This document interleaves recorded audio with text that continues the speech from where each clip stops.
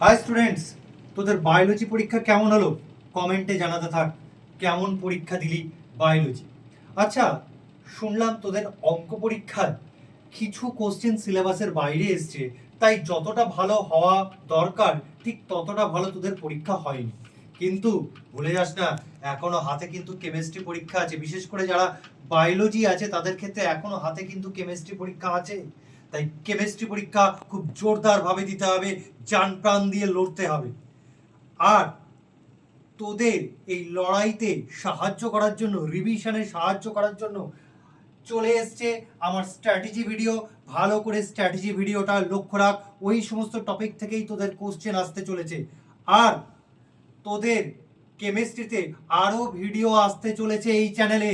চোখ রাখ, এই চ্যানেলে অনেক ভিডিও পাবি। আমরা তোদেরকে সাহায্য করার জন্য সবসময় সর্বদাই রেডি আছি, আমি আর অরুণ অবসান।